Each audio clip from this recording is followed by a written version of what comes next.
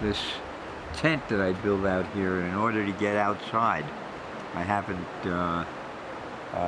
been able to go back country, so being out here on the deck and painting out here is a good start.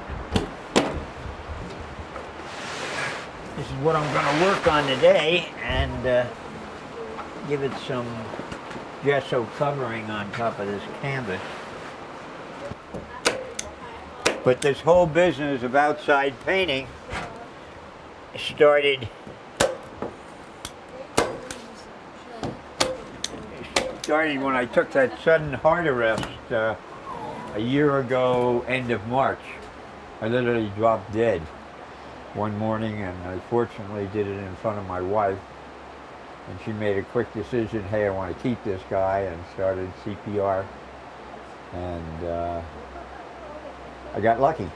I live in Aspen, and it's only 4 minutes to get an emergency crew here, and she had called, and they were here, and a whole combination of stuff, and 6 or 7 hairy hours, but I made it through. This is kind of good when it rains or it snows. The wind blows. I get some outside. And it's not exactly like being up at above tree line at 11 or 12,000 feet, but it sort of makes me remember it.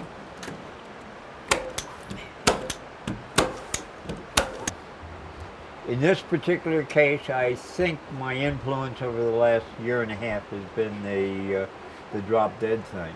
I mean, I got a freebie, and I know I do, and it's a good feeling, not a bad. There's no negatives. And this stuff is not even a bother, it's just nothing. I was dead. And so anything in life that I have after that, it's, you got a lucky roll of the dice, and you got a free one, a free roll. And so use it. And I started doing these universe paintings. No thought at all, just letting it fly, and the river running, and as I say, snow falling, or wind and hail and whatnot. And it was a good combination. I did these paintings that, starting with 1 or 2, and before I knew it, at the end of a year and a half, I had over 100 of these 8 to 10 foot paintings. More or less there. We all come out of the same thing, you know. Some one-cell thing, they got together with another one-cell thing, and boom, boom, and reproduced. And it all had to come out of the same thing, so we're connected to everything, but this connection is just superb. Gesso.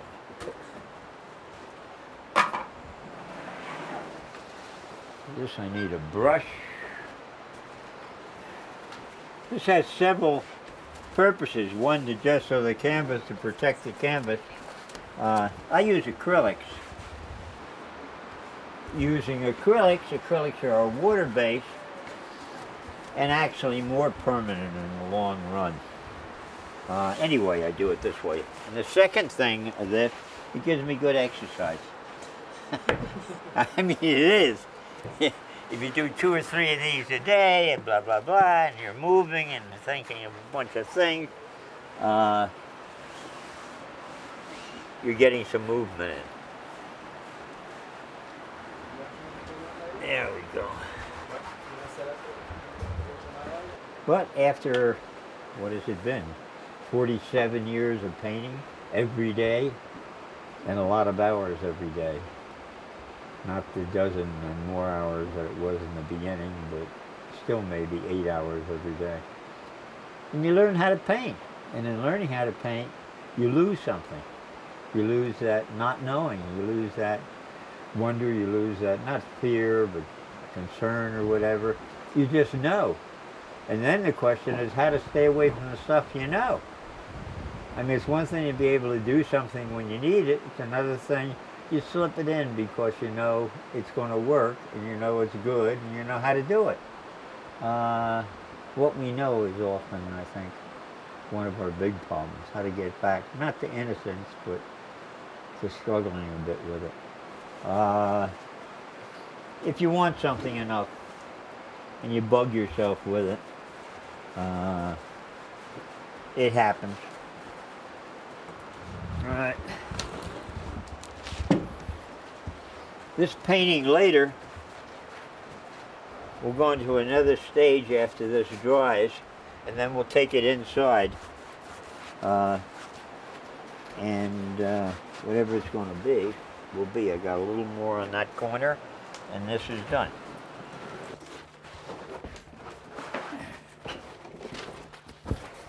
Well, I'm just going to take a few photos for the inventory so I can put this thing away. I put a number on of what the canvas actually is, and take a quick shot. And this is going to go up online. The canvas is going to go to Minnesota and into storage. It's like my children in a way, and well, you want to protect them. And I'm going to go eventually, and the canvases are going to be around literally hundreds and hundreds of years. Well, the paintings are themselves. They're not me. They're not anything. They're just the paintings, and they have a life of their own. And in time, somebody is going to say, wow, I'd like to live with that. And once they start, they put far more into it than I do. I like to say that somebody paints it and somebody looks at it. Well, the guy who looks at it or the gal is going to put a lot more into it, but it comes out about equal. They both make the painting in their own way. And one should have very little to do with the other and going. I mean, whether I cut my ear off or I have a mistress or whatever the hell is happening has nothing to do with painting. That has to do with selling paintings and making it interesting and whatnot. But the painting is a painting, and you feel it or you don't feel it. And I paint for feelings.